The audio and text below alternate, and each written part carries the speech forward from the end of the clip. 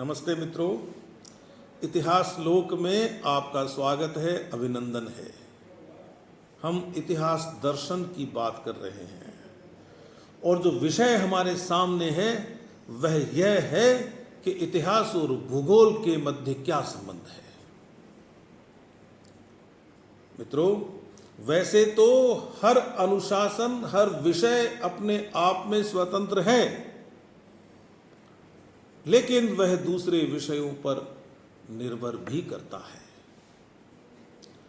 और जब बात इतिहास और भूगोल की हो रही हो, भूगोल जिसे कुछ विद्वान वास्तविक समाज विज्ञान कहते हैं,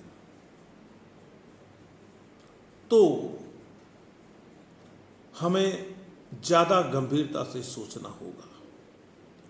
इतिहास और भूगोल के मध्य बड़ा सम्मानजनक संबंध है। जब हम इतिहास की बात करते हैं तो घटनाओं की बात करते हैं। कब, कहां और क्यों, ये तीन शब्द इतिहास की किताब के प्रारंभिक शब्द हैं। और जब कहां शब्द हमारे सामने आता है तो भूगोल की जरूरत होती है। घटना कब घटी, क्यों घटी, यह जानना जितना महत्वपूर्ण है, उतना ही महत्वपूर्ण यह जानना भी है कि घटना कहां घटी।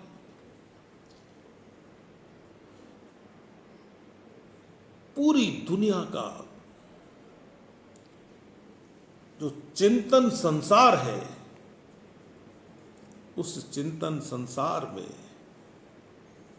एक चीज उभय है और वह है स्पेस, स्थान। मेरे हाथ में यह एक कलम है। इसको यदि मैं इस टेबल पे रखता हूं तो यह स्थान घेरती है। मनुष्यों के मिलने से समाज बनता है और समाज स्थान विशेष का प्रतिनिधित्व करता है। भारत का समाज, अमेरिका का समाज, जापान का समाज, ब्रिटेन का समाज, अफ्रीका का समाज। अफ्रीका में भी अपन किसी देश की बात कर सकते हैं, युगांडा का समाज। तो यह जो स्थान है, यह स्थान समाजों का प्रतिनिधित्व करता है और वे समाज स्थानों का प्रतिनिधित्व करते हैं। और इतिहास समाज का होता है, व्यक्तियों का होता है। इसलिए हम इतिहास और भूगोल को एक दूसरे से अलग नहीं कर सकते। हम चाहे जैविक इतिहास की बात कर रहे हों, हम चाहे राजनीतिक इतिहास की बात कर रहे हों, या हम इतिहास के आंतरिक विषयों की, उपविषयों की बात कर रहे हों, बिना भूगोल के हम आगे बढ़ नहीं सकते। इतिहास और भूगोल की बंधुता अटूट है, यह टूट नहीं सकती। आप कल्पना कीजिए, आप कालीबंगा की कल्पना कर लीजिए। कालीबंगा में खुदाई हुई, हमें बहुत सारी चीजें मिली। हमने उन चीजों को देखा और देखकर हमने ये कहा कि ये मोहरे हैं, ये मणके हैं, यहां चूल्हा रहा होगा, यहां भवन बना हुआ होगा। और ये शहतीरें भवन के बीच में लगी होंगी। हम बहुत अच्छा वर्णन कर देंगे, लेकिन यह सब कब हुआ, यह जानने के लिए हमें साइंस वालों के पास जाना होगा कि आपके पास जो आधुनिक तकनीक है कार्बन डेटिंग की या उसके बाद की, उसके आधार पर हमें यह बताइए कि ये चीज़ें कितनी पुरानी हैं। हमने यह भी बता दिया कि ये चीज़ें मिली हैं और ये चीज़ें इतनी पुरानी हैं, और इतने वर्ष पहले का जो समाज था उसकी आवश्यकताएं इन प्रमाणों के आधार पर हम इस तरह से निर्धारित कर सकते हैं। हम विवरण दे देंगे, उस विवरण को जो कोई भी पढ़ेगा वह आपसे क्या पूछेगा कि ये जो घटनाएं हैं, भाई पुरातत्व में जो चीज मिली है वह चीज मिलना भी एक घटना है। तो वस्तुओं के मिलने की जो घटना है, ये जो खुदाई की घटना हुई है मनुष्य के द्वारा, यह आपने बता दिया कि यह घटना कब हुई, या ये जो हम जो चीजें देख रहे हैं इनका उपयोग इतने 100 साल पहले, इतने 1000 साल पहले लोग करते थे। लेकिन जनाब यह तो बताइए कि ये हुआ कहाँ, कौन सी जगह? तब हम उनके सामने एक नाम बोल देंगे, लिख के दे देंगे कि कालीबंगा।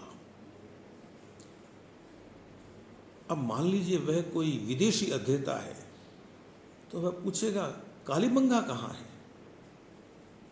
तो हम उसके सामने दुनिया का नक्शा लेकर जाएंगे या ग्लोब लेकर जाएंगे कि देखिए साहब यहाँ है, अच्छा यहाँ है।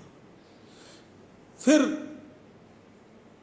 वह कहेगा कि इस स्थान के बारे में तो मैंने यह पढ़ा है और मेरे पास ये जानकारी उपलब्ध है। तो आप कहोगे कि लाइए अपनी जानकारी दीजिए, हम पुष्टि करेंगे, और आपकी जो जानकारी है उससे हो सकता है कि हम जो शोध कर रहे हैं वह अच्छी तरह से आगे बढ़े। तो फिर हम जब उस व्यक्ति की सूचनाओं का परीक्षण करेंगे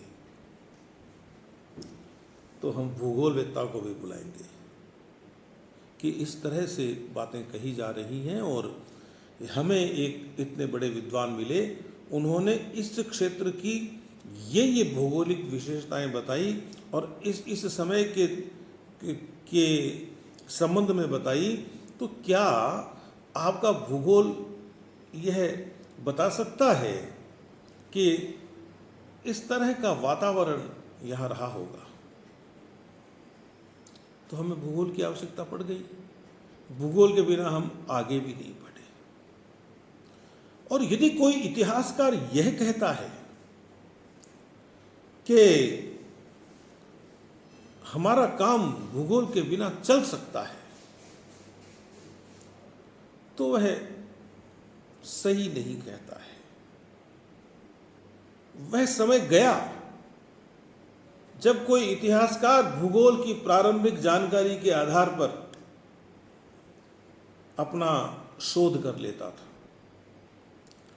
अब उसे भूगोल की पूरी जानकारी चाहिए, और एक इतिहासकार यदि भूगोल की जानकारी जुटाने में लग जाएगा तो उसे इतिहासकार छोड़कर भूगोलवेत्ता बनना होगा। इतिहासकार का काम छोड़ना पड़ेगा उसको, और उसका जीवन तो फिर भूगोलवेत्ता बनने में ही लग जाएगा। इससे अच्छा है कि हम उस व्यक्ति से संपर्क करें जो पहले से ही भूगोलवेत्ता है, वह हमारी मदद करेगा। इसलिए भूगोल बहुत जरूरी है। हम तो पढ़ते हैं कि इतिहास पर भूगोल का क्या प्रभाव पड़ा। क्या हम हिमालय की बात नहीं करते? भारत को भारत बनाए रखने में एक बड़ा भौगोलिक कारक रहा है हिमालय। हिमालय के कारण और भारत एक अखंड रूप धारण कर सका। क्यों? कि उसके तीन ओर पानी है, तीन ओर पानी और एक तरफ हिमालय। हम एक व्यवस्थित भौगोलिक इकाई बन गए। बिना भूगोल की जानकारी के हमें यह कौन बताता? और हमारा यह व्यवस्थित भौतिक इकाई बन जाना हमें एक सांस्कृतिक इकाई बनने की ओर ले गया। भले ही विभाजन हो गए हों, कुछ देश बन गए हों, लेकिन आप देखेंगे कि इन देशों की जो सांस्कृतिक अंतरधारा है वह एक ही है। तो हम हिमालय को तो पूजते हैं, हम सागर को पूजते हैं। सागर भूमि पर नहीं है क्या? हिमालय भूमि पर नहीं है क्या? भू पर नहीं है क्या? और जब भू पर है, जमीन पर है, तो फिर हिमालय का प्रभाव भारत के लोगों पर, सागरों का प्रभाव भारत के लोगों पर जाने बिना कैसे रह सकते हैं हम? और यह हम भूगोल के माध्यम से जान सकते हैं। भूगोल हमें बताता है कि साहब भारत की उत्तरी पश्चिमी सीमा में यहां दर्रे हैं, इधर इधर से लोग आते हैं, इधर से भारत में विदेशियों का आना हुआ। भूगोल ने हमें उनका रूट चार्ट दे दिया और उसके आधार पर हमने आगे के अध्ययन किए। हम कहते हैं कि विंध्याचल की पर्वतमाला ने भारत को दो बड़ी उप इकाइयों में बांट दिया। 1206 ईस्वी से भारत में मुस्लिम शासन प्रारंभ हो गया। प्रारंभ का काल सल्तनत काल था और हमने देखा कि अलाउद्दीन खिलजी से पहले किसी ने विंध्याचल को पार नहीं किया। तो आक्रांताओं से दक्षिण भारत का बच जाना, दक्कन का बच जाना और दक्षिण का बच जाना, क्या एक भौगोलिक प्रभाव नहीं है? विंध्याचल का प्रभाव नहीं है? तो हम इतिहास को भूगोल से अलग नहीं कर सकते, भूमि से अलग नहीं कर सकते। घटनाएं भूमि पर घटती हैं, यह हमें ध्यान रखना चाहिए। जो नगर बसे, आप वैदिक युग में चले जाइए, नगरों की बसावट का अध्ययन जब होगा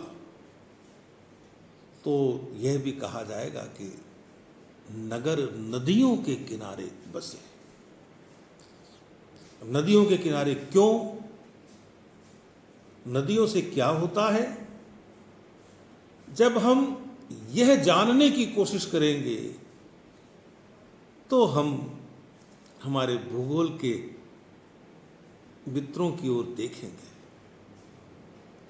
कि आइए और हमें बताइए कि नागरिकरण की प्रक्रिया क्या हो सकती है। बहुत सारी बातें हैं इतिहास और भूगोल के संबंध में कहने की, और आज तो हमने जो बात की वह बात प्रस्तावना की बात है। यह तो प्रस्तावना है। अगले अंक में अपन विषय का विस्तार करेंगे, विवेचन करेंगे। तब तक के लिए अपने इस मित्र को अनुमति दीजिए। नमस्कार।